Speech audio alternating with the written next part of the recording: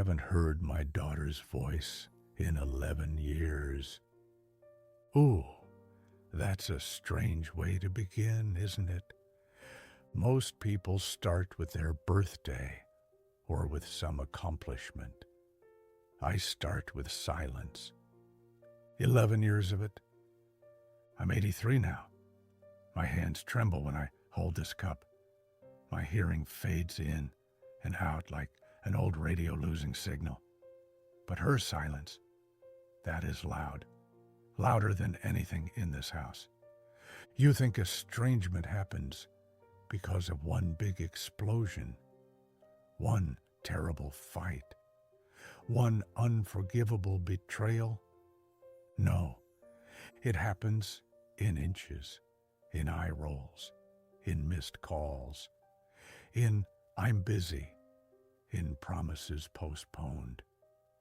And before you know it, you're sitting in a chair like this, staring at a phone that never lights up. I wasn't always this reflective old man. My name's Walter Haynes, born in 1942 in a small town outside Des Moines, Iowa. My father was a mechanic, hard hands, quiet man. My mother hummed while she cooked. We weren't rich, but we ate together every night. I used to think that wasn't important. I thought the important thing was ambition. By the time I was 25, I had left Iowa and moved to Denver. Big city, bigger dreams. I married a woman named Patricia. She had these soft brown eyes that made you feel forgiven before you even apologized. I loved her. I did. But I love being admired more. That's a hard thing to admit at 83. I built a construction business from nothing. Small contracts at first, then commercial buildings, then apartment complexes. I liked walking into a room and having people stand up straighter when I spoke. You understand that feeling? That sense of control? Of importance? Ooh, it's addictive. Patricia would wait up for me at night. Dinner cold. She'd say, "You missed Emma's school play." I'd kiss her forehead. Next time. There's always a next time when you're 35. Emma was my daughter. Dark curls, stubborn like me. She used to run to the door when I came home. Eventually, she stopped running. I noticed. I just didn't correct it. I told myself I was building something for them. A bigger house, better schools, security. Security. That's what I called it. Truth was, I didn't know how to sit still. Silence made me uncomfortable. Work didn't. The turning point didn't feel like one at the time. It was a Tuesday. I remember because Patricia made pot roast on Tuesdays. I got a call that a competitor was undercutting my contracts. I panicked. I worked 3 days straight, slept in my office. When I came home, Patricia was sitting at the kitchen table, eyes red. She said, "Walter, Emma asked me today why you don't like her." That was the first crack. I laughed it off, defensive. Don't be dramatic. Ooh, God, I was cruel in small ways. Years went on. Money came. Recognition came. Presents did not. Emma turned 16. I missed her birthday dinner because of a deal closing. She didn't yell, didn't cry. She just said, "It's okay, Dad, I'm used to it." You ever hear a sentence that sounds polite but feels like a knife? That was one. But still, I didn't change because nothing catastrophic had happened yet. And human beings, we don't change until something breaks. The phone rang at 2:17 a.m. You don't forget times like that. Patricia answered first. I remember her voice changing, that sharp intake of breath. Emma had been in a car accident. Black ice, Highway 36. She was alive when they put her in the ambulance. She wasn't when we arrived. Oh, I still smell that hospital hallway sometimes. Disinfectant, coffee, fear. They let us see her. Tubes, bruises, her curls matted against her forehead. I touched her hand. It was still warm. I said, "Baby, I'm here." As if I had been. Tell me honestly, what would you have done differently if you knew that moment was your last? Wouldn't you replay every ignored call, every postponed dinner? I did. I still do.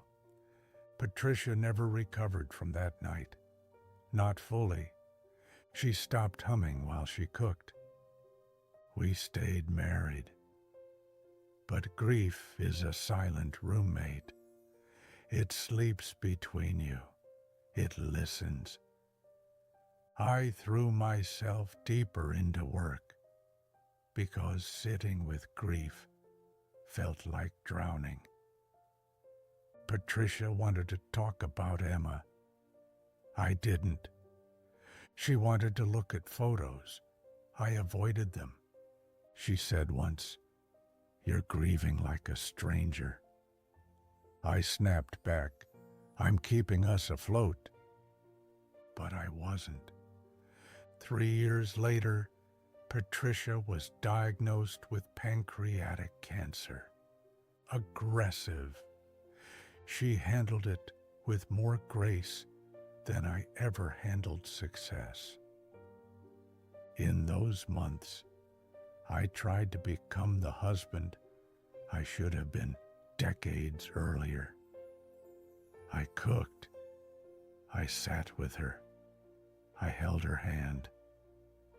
But there is a cruel truth about late love. It doesn't erase early neglect. One evening, near the end, she looked at me and said, "Walter, you were always somewhere else." Not angry, not accusing, just tired. That sentence follows me. After she died, the house felt enormous, echoing. Money in the bank, awards on the wall, contracts still coming in, and no one to call. Friends, most were business associates, surface-level connections built on utility. When I retired at 70, the phone stopped ringing as much. Turns out, relevance has an expiration date. I tried dating once. At 72, it felt hollow. You can't build intimacy on a foundation of unresolved regret. So I sit here now, 83. The business was sold, the house downsized, and the quiet, it's earned. That's the part people don't tell you. Loneliness isn't random. Sometimes it's constructed, brick by brick.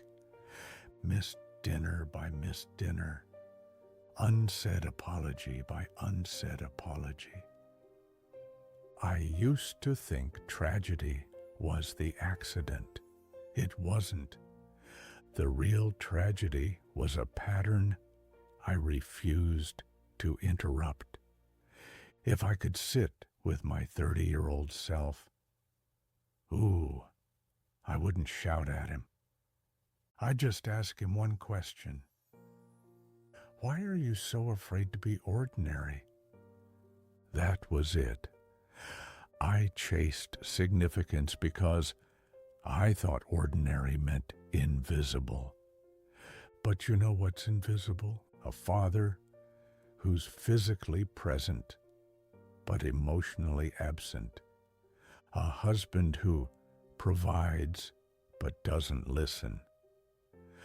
I confused provision with love. They're not the same. You think you're doing it for them, don't you? Providing, grinding, hustling. But have you ever asked them what they actually want? It might not be what you're sacrificing yourself for. Here's something else. Grief doesn't shrink with time. It changes shape. Some days it's sharp, other days it's dull and heavy, but it never disappears. If you have someone you love still alive, call them. Not tomorrow. Now. Listen to me. I sound desperate. Maybe I am, because I know what it costs to assume there will be another holiday, another birthday, another next weekend. There might not be. And let me say something uncomfortable. Work will replace you. Quickly. Your family cannot. When I died, and that day isn't far off, my former company won't pause operations for more than a polite memo. But if I had shown up more fully, maybe I'd have a grandchild sitting on this carpet right now. Regret is a slow teacher. It waits until you have no time left to implement the lesson. Don't wait like I did. And forgive. I held grudges against competitors, against relatives, over petty slights. For what? Those people moved on. I carried the weight. Bitterness ages you faster than years do. And take care of your health. I ignored my blood pressure for decades. Now I swallow 5 pills a day. You think you're invincible at 40. You're not. Your body keeps score. But more importantly, your relationships do too. Here's my hardest truth. Success without witnesses who love you is hollow. It echoes. If you're young and listening, don't become a stranger in your own home. Sit at the table, put the phone down, ask about their day, and actually listen. You can rebuild a business. You cannot rebuild a moment after it passes. I don't have dramatic wisdom. No 12 steps, no formulas. Just this. Time feels abundant until it doesn't.